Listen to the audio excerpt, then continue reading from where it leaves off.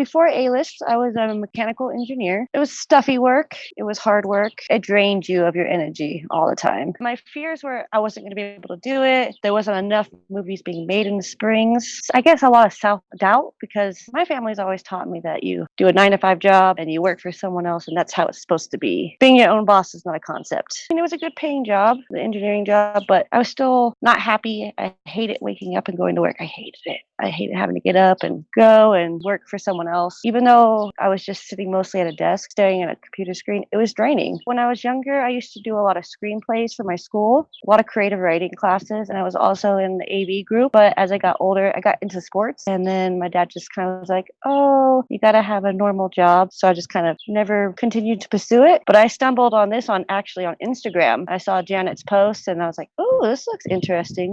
Clicked it, and now here I am. I wanted to be happy. That was my only end game. On my first shoot, I ended up being able to help them with, problems they were having, and it was just nice to know that what I had already learned previous actually helped in the industry. Like I knew to over and under cables. I mean, you do that in engineering as well when you're wrapping cords. And I knew how to build stuff, help them with sliders and the first few shoots I was on was just sending out want to work emails. Once I was on the actual shoots, I started to vector myself. And since then, I haven't had to send an email to work. They've been sending them to me. My first shoot that was big was a SAG film. I was asked to be a key PA on that. I worked for about a week and they asked me to be a second AD because no one knew what to do. So I learned organization skills from that. And I also learned a lot of camera stuff. I've never really played with a lot of cameras before, but on that shoot, they let me, focus and got to slate a few times. That was fun. Then I worked on a featured in Denver. That's where I made a lot of good contacts. I worked on one music video as well. That was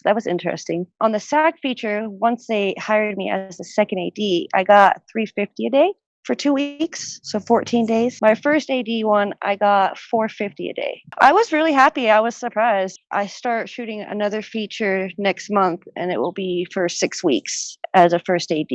I'm definitely not shy anymore. I didn't like being on screen, and I didn't like talking to people I did not know. Janet kind of gave me that push to get out of my bubble. I'm not my lower self anymore. I'm my higher self. I mean, I still deal with fears, but I know how to handle them now and how to make a positive out of it.